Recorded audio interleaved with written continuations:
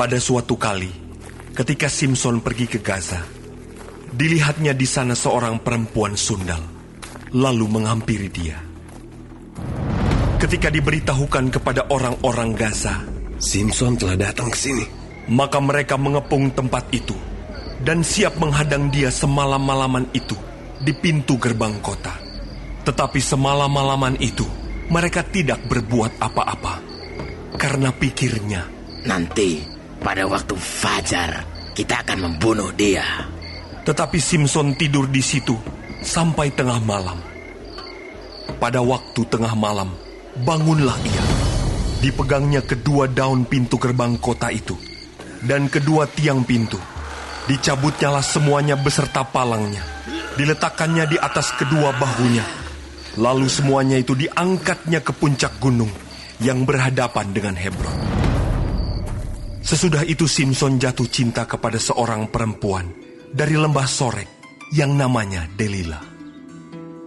Lalu datanglah raja-raja kota orang Filistin kepada perempuan itu sambil berkata, cobalah bujuk dia untuk mengetahui karena apakah kekuatannya demikian besar, dan dengan apakah kami dapat mengalahkan dia dan mengikat dia untuk menundukkannya.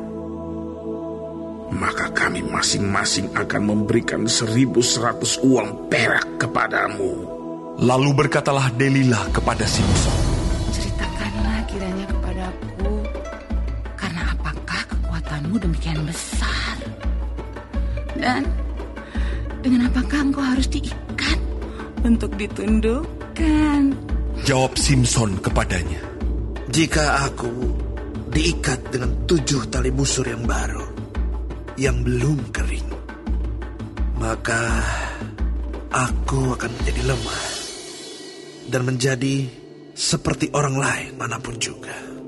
Lalu raja-raja kota orang Filistin membawa 7 tali busur yang baru yang belum kering kepada perempuan itu, dan ia mengikat Simson dengan tali-tali itu. Sedang di kamarnya ada orang bersiap-siap. Kemudian berserulah perempuan itu kepadanya, Orang-orang Filistin menyergap engkau, Simson! tetapi ia memutuskan tali-tali busur itu, seperti tali ram yang terbakar putus apabila kena api. Dan tidaklah ketahuan di mana duduk kekuatannya itu. Kemudian berkatalah Delila kepada Simson, Sesungguhnya engkau telah mempermain-mainkan dan membohongi aku. Sekarang ceritakanlah kiranya kepadaku, dengan apa engkau dapat diikat? Jawabnya kepadanya, jika aku diikat erat-erat dengan tali baru yang belum terpakai untuk pekerjaan apapun, maka aku akan menjadi lemah dan menjadi seperti orang lain manapun juga. Kemudian Delila mengambil tali baru. Diikatnyalah dia dengan tali-tali itu dan berseru kepadanya, Orang-orang Filistin menyergap engkau, Simson! di kamar ada orang bersiap-siap, tetapi tali-tali itu diputuskannya tanggal dari tangannya, seperti benang saja. Berkatalah Delila kepada Simson, Sampai sekarang, engkau telah mempermain-mainkan dan membohongi aku.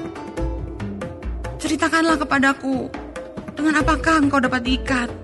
Jawabnya kepadanya, Kalau engkau menenun ke-7 rambut jalinku bersama-sama dengan lungsin, lalu mengokohkannya dengan patok, maka aku akan menjadi lemah dan menjadi seperti orang lain manapun juga.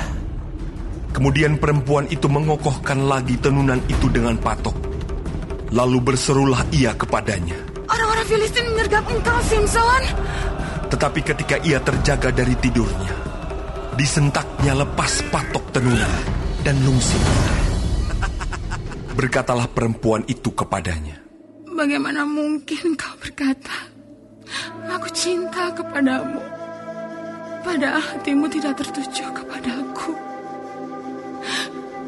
Sekarang telah 3 kali engkau mempermain-mainkan aku dan tidak mau menceritakan kepadaku. Karena apakah kekuatanmu demikian besar? Lalu setelah perempuan itu berhari-hari merengek-rengek kepadanya, dan terus mendesak-desak dia. Ia tidak dapat lagi menahan hati, sehingga ia mau mati rasanya. Maka diceritakannya kepadanya segala isi hatinya. Katanya, "Kepalaku tidak pernah kena pisau cukur. Sebab sejak dari kandungan ibuku, aku ini seorang nazir Allah. Jika kepalaku dicukur, maka kekuatanku akan lenyap daripadaku. Dan aku menjadi lemah dan sama seperti orang-orang lain." ketika dilihat Delila bahwa segala isi hatinya telah diceritakannya kepadanya, disuruhnyalah memanggil raja-raja kota orang Filistin. Katanya, "Sekali ini lagi, datanglah kemari, sebab ia telah menceritakan segala isi hatinya kepadaku." Lalu datanglah raja-raja kota orang Filistin itu kepadanya sambil membawa uang itu. Sesudah itu dibujuknya Simson tidur di pangkuannya. Lalu dipanggilnya seorang dan disuruhnya mencukur ketujuh rambut jalinnya. Sehingga mulailah Simson ditundukkan oleh perempuan itu, sebab kekuatannya telah lenyap daripadanya. Lalu berserulah perempuan itu, "Orang Filistin menyergap engkau, Simson." Maka terjagalah ia dari tidurnya serta katanya, "Seperti yang sudah-sudah, aku akan bebas dan akan meronta lepas." Tetapi tidaklah diketahuinya bahwa Tuhan telah meninggalkan dia. Orang Filistin itu menangkap dia, mencungkil kedua matanya dan membawanya ke Gaza. Di situ ia dibelenggu dengan 2 rantai tembaga, dan pekerjaannya di penjara ialah menggiling. Tetapi rambutnya mulai tumbuh pula sesudah dicukur. Sesudah itu, berkumpullah raja-raja kota orang Filistin untuk mengadakan perayaan korban sembelihan yang besar kepada Dagon, Allah mereka, dan untuk bersukaria. Kata mereka, "Telah diserahkan oleh Allah kita ke dalam tangan kita. Simson, musuh kita!" Dan ketika orang banyak melihat Simson, mereka memuji Allah mereka sambil berseru, "Telah diserahkan oleh Allah kita ke dalam tangan kita, musuh kita, rusak tanah kita, dan yang membunuh banyak teman kita." Ketika hati mereka riang gembira, berkatalah mereka, "Panggillah Simson untuk melawak bagi kita." Simson dipanggil dari penjara. Lalu ia melawak di depan mereka. Kemudian mereka menyuruh dia berdiri di antara tiang-tiang. Berkatalah Simson kepada anak yang menuntun dia, "Lepaskan aku, dan biarkanlah aku meraba-raba tiang-tiang penyangga rumah ini, supaya aku dapat bersandar padanya." Adapun gedung itu penuh dengan laki-laki dan perempuan. Segala raja kota orang Filistin ada di sana. Dan di atas sotoh ada kira-kira 3.000 orang laki-laki dan perempuan yang menonton lawak Simson itu.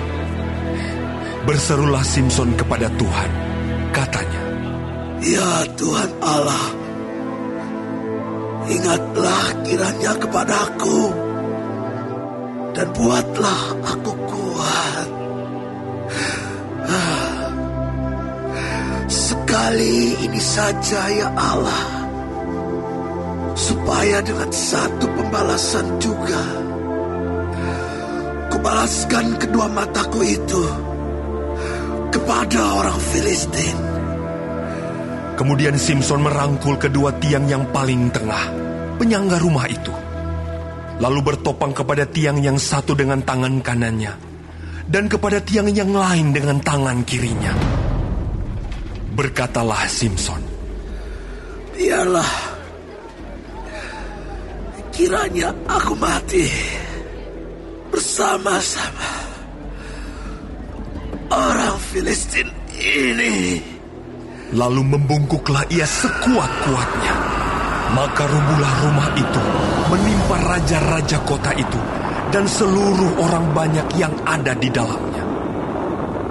Yang mati dibunuhnya pada waktu matinya itu, lebih banyak daripada yang dibunuhnya pada waktu hidupnya. Sesudah itu, datanglah ke sana saudara-saudaranya dan seluruh keluarganya. Mereka mengangkat dia dan membawanya dari sana, lalu menguburkannya di antara Zora dan Esitaol, di dalam kubur Manoah ayahnya. Dia memerintah sebagai hakim atas orang Israel 20 tahun lamanya.